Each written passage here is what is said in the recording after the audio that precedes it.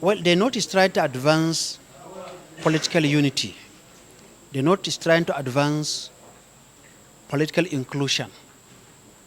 That whosoever is the president of Nigeria is the president of everybody. You are not the president for the North, you are not president for the South, you are not president for Igbo or for Yoruba or for Hausa or for Fulani, you are the president of every Nigerian citizen. That's what North want to advance, and that's what we believe in. Unlike today, with TINUBU's administration, he has proven to be anti-North, anti-poor man. And look at the budget and go through the budget lines of the Ministry of Works, for example. You put up a project of 13 trillion naira in one place. What did you put in the entire North? Next to nothing. How do you run a country like that?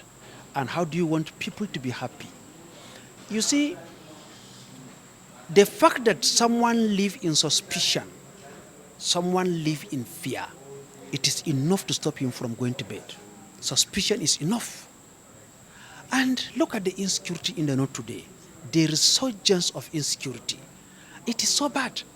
So the North is trying to bring up a coalition that can work for Nigeria.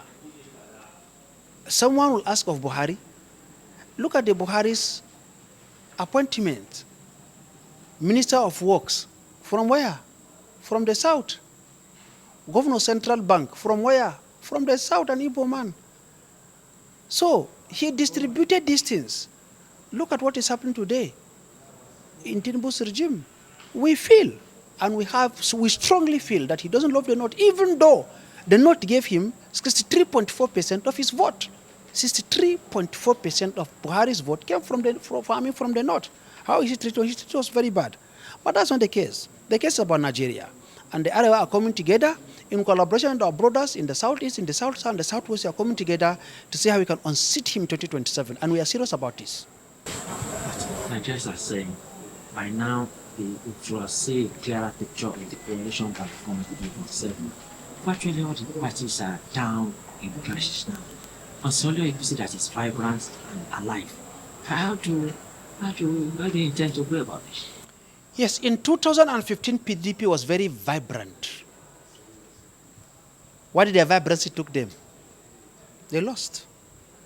So when you think that you have decimated all other political parties and killed them, you think you are costing to victory. Nigerians are no longer the docile people that they used to be. So, as it happened in 2015, history will repeat itself. When they thought that everybody was docile, and they had the central bank, they opened the central bank vault, and they are wheeling out millions and billions of dollars. You can hear they gave one person 2.1 billion US dollars. In what name? In the name of buying arms. What did they do with the money? For campaign, 2.1 billion. In today's naira, that is over 40 billion. Right? Trillions. Okay. So, they gave out this money in 2015 to help somebody to win election because they had the money.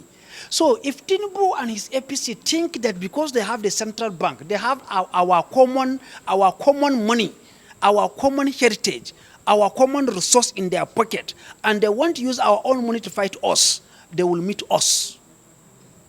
Forget about their dismissing political parties, their dismissing opposition. We are here waiting for them. When the time comes, they will know who is Northerner. They will know who are Nigerian citizens. And we are not afraid of their arrest. How many will they arrest? If people fought military, the military regime was forced to stand still.